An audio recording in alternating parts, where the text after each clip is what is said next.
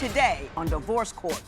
Me and Jasmine been together for 10 years. Been married for 4 with 2 beautiful children. But our spark is gone in our marriage. He constantly throws in my face that I cheated on him, even though it was 6 years ago, and it only happened one time. If Jasmine refuses to change, then we're gonna have to go our separate ways. I spent my prime years with him, and I don't think I can go any much longer. I just want to know if this marriage is worth saving or not. Divorce Court is now in session.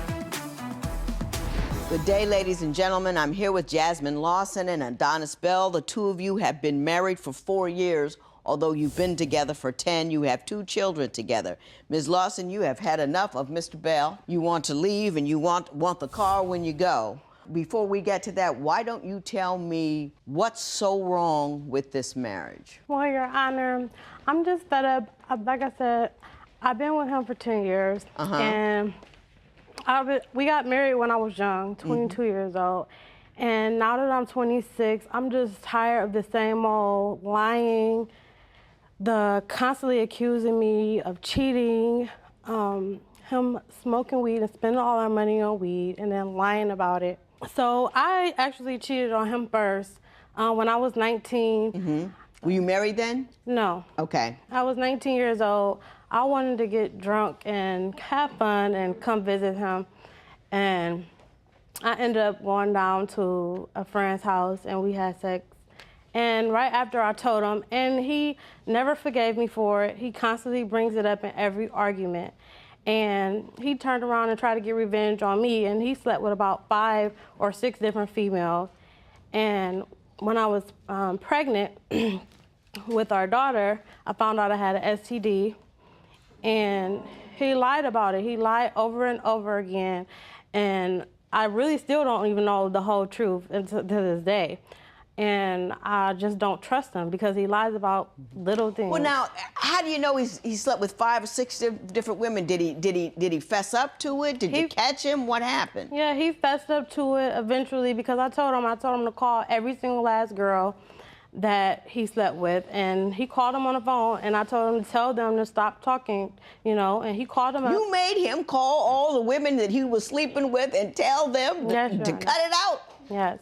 Good for you.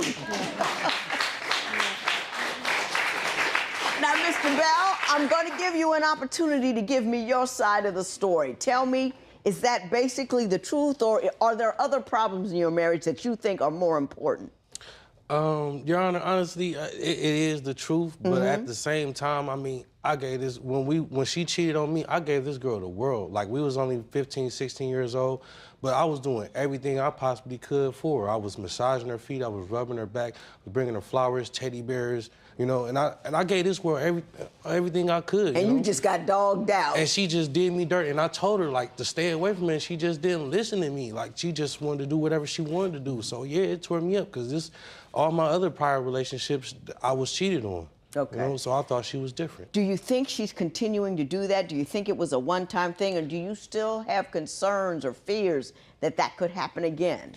I mean, I don't have concerns. I don't think it'll happen again, but at the same time, Your Honor, I mean, she's... Well, Your Honor, can I say something?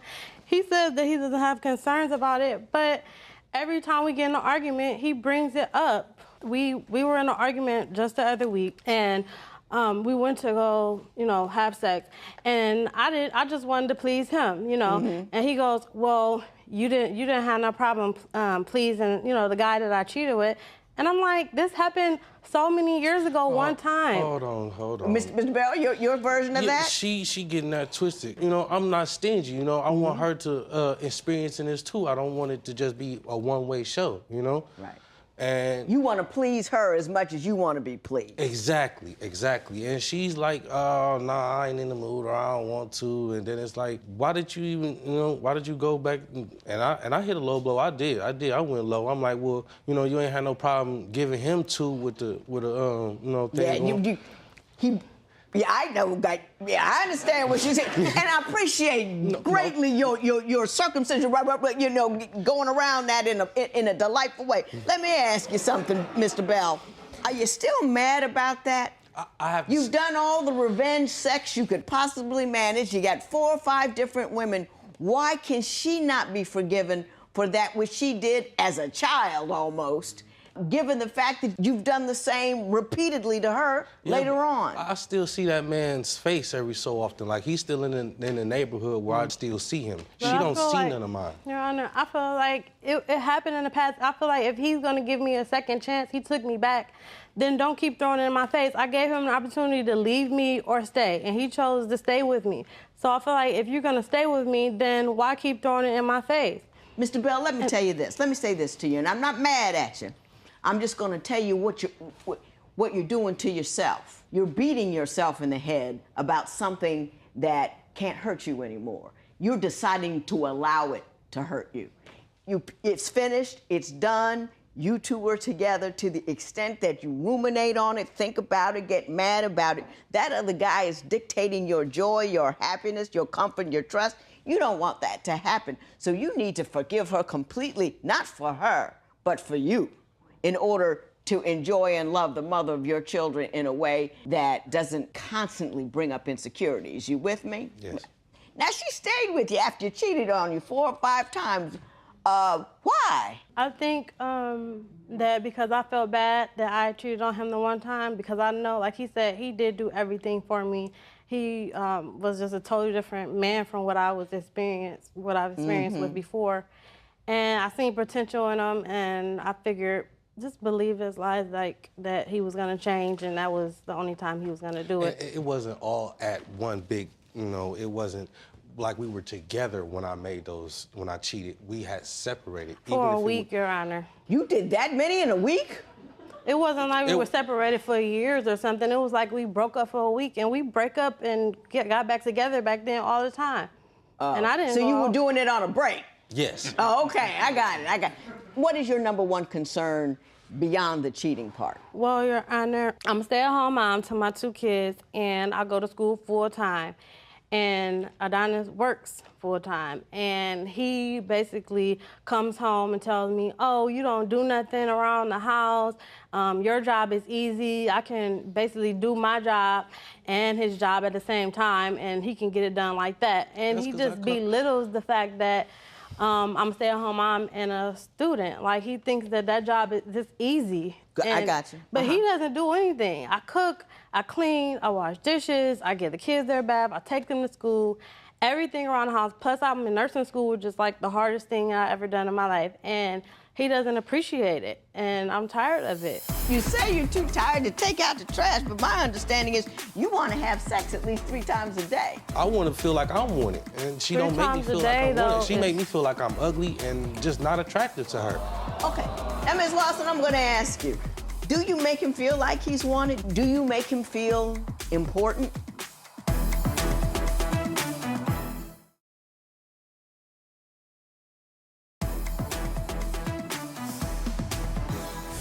Mr. Bell, what is your response to that? She contends that she's doing a whole lot at home and you're not helping out at all. What do you say?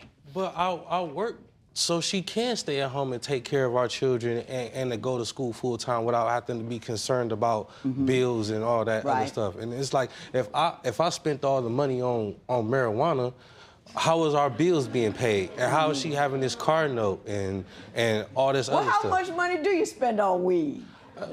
Not much. It's only like maybe $100 a month. $100 a month? I see him go outside and smoke weed, which he smokes all the time for breakfast, lunch, and dinner, and snack, Your Honor. When he wakes up in the morning, he has to have weed. Before he eats, he has to have weed. You know, and I know it's kind of true, because Mr. Bell, you're over there smiling like, yeah, that's my weed habit. That's it. Let me ask you this. Yes, Your Honor. I like you. You do a lot of wrong stuff, but I like you. And I'm not quite sure why, but I do. Mr. Bell, do you see that going to school, cooking and cleaning and taking care of children are all very difficult jobs, and that when you come home, you know, making money isn't enough? I know you need rest and some downtime. You smoke your joint and all that. But to give her a little help because that other job with the kids 24/7, 365. Honestly, I mean, I understand that it's a hard-time job with 2 children and going to school and all that. I don't have no problem helping her out around the house. But he belittles me about But when it, I though. come home from a 10-hour shift and I got grass and leaves and dirt and mud all over me, I want to take off my clothes and go take a shower and sit down and relax for a minute, and I can understand that. And it's like, soon as I come home from the job, oh, you ain't take out the trash this morning. Oh, That's the only job that he has, is to take out the trash. I do all, when he says I help out, he means like maybe once or twice in a month when he washes dishes or does something. A month. Yes. Now, Mr. Bell, you say you're too tired to take out the trash, but my understanding is you want to have sex at least 3 times a day. Yeah. Yes. I don't know who's clapping, the women or the men, but somebody's enjoying that. Mr. Bell, tell me about your romantic life, and are you dissatisfied? I mean, when we first got together, it was fireworks. It was wonderful. It was a gumbo soup. Now it's tomato soup. You know, I understand, you know, my children, you know, they are a handful. I understand you get tired every now and again. You know, I have no problem with that. I don't have no problem putting in the work, but I want you to put in work every now and again, too. You know? I want to feel like I'm wanted, and she don't make me feel like I'm wanted. She make me feel like I'm ugly and just not attracted to her. Okay. Now, Ms. Lawson, I'm going to ask you, do you make him feel like he's wanted? Do you make him feel important? As far as like the sex is concerned, no, because I don't want to have sex. Like, I mean, I feel like maybe 3 times a week maybe is okay, but 3 times a day, I feel like I'm never gonna be enough. I feel like I can't please him. And then he calls me lazy. Like, he's like, oh, well, you lazy, you just don't do nothing, you don't wanna do nothing. And he actually told me one day that I don't satisfy him. And that makes me feel... Yeah, because she was being lazy. I ain't say, like, you're not satisfied, but it's like, I want more. You know? You want to put some effort into it. Yeah. She is fire. She a little firecracker, you know what I'm saying? When everything she do, she is assert herself. I want her to assert herself in the bedroom. I think bravado and bad chick when I read your paperwork. Here I see diminished and deflated. And I want how you feel to match what you look like on paper. Do you think it's fair for Adonis to expect sex 3 times a day? Tell us what you think at facebook.com/Divorce Court. Divorce Court will be right back.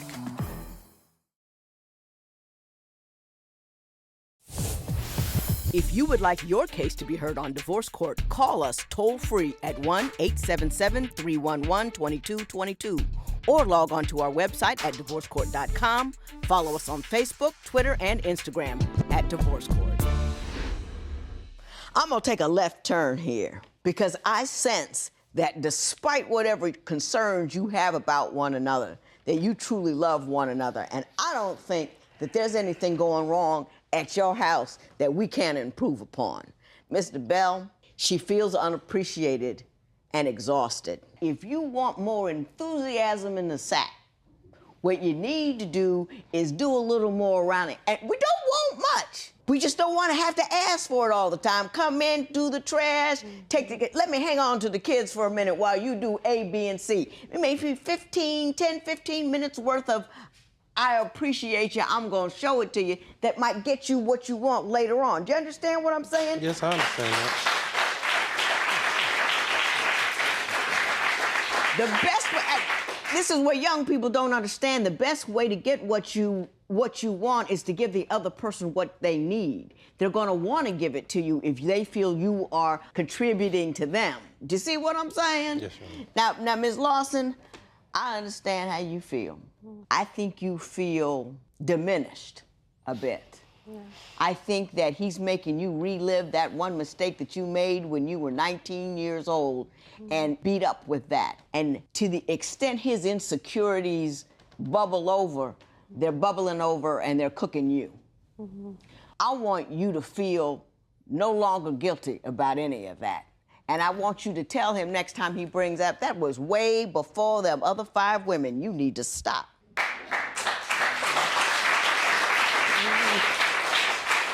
Don't apologize anymore. Don't feel badly about it anymore. You were a kid. You did something dumb. Let that go and let him know that he needs to let it go, because you're not going to entertain that, because that's his hook. That's his like, yep, but you did this. I might have done all of this, but you did that, and you feel bad about it. We women, we hang on to stuff and beat ourselves up a very, very long time about bad things. If you do that, you're going to feel more confident and comfortable in who you are and more fabulous about what you do. Going to nursing school is a big deal, and it's going to make you good money one day soon. And for you to do that while you're taking care of a home and a house, I think bravado and bad chick when I read your paperwork. Here I see diminished and deflated. And I want how you feel to match what you look like on paper. Do you understand what I'm saying? Yes, Your Honor. Do you see that in her? Yes. That she does feel a little less than and deflated? Yeah, but I mean, I try to give her as much, encouragement and any and everything she need me to be there for. I'm there, and I'm giving her my full 110%. No, 410%. 110%. She getting everything that I got. To continue to do that which is not working is ridiculous. So you may be trying to do it, but what you're trying isn't working, so you need to do something else. And it might be taken out the trash without being asked. You never know. What's the biggest problem for Jasmine and Adonis to overcome? Share your opinion on Twitter and Instagram at Divorce Court.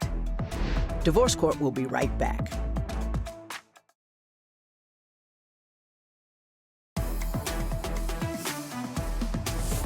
Now, Ms. Lawson, you're not going anywhere, are you?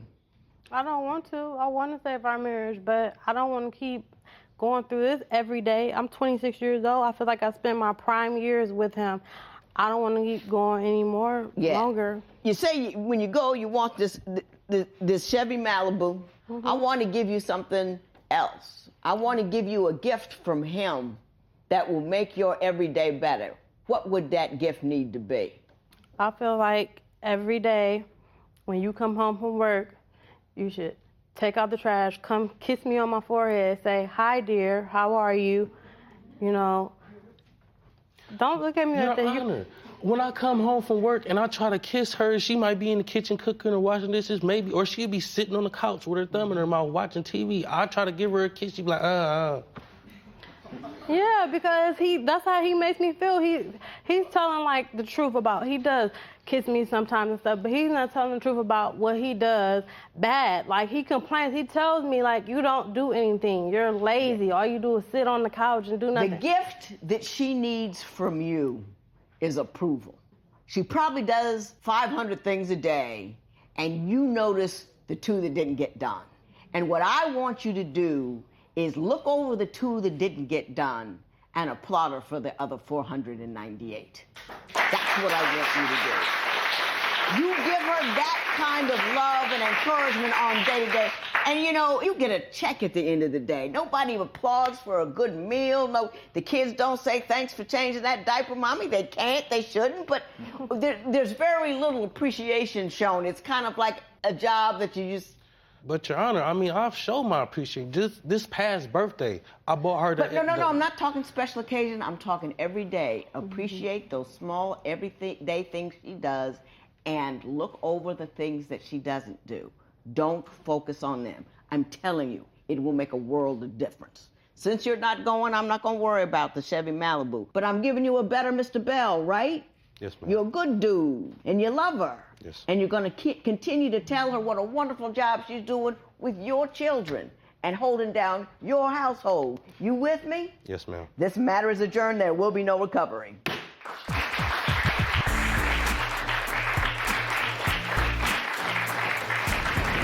Well, I mean, she gave me a lot of advice, and I'm going to take it.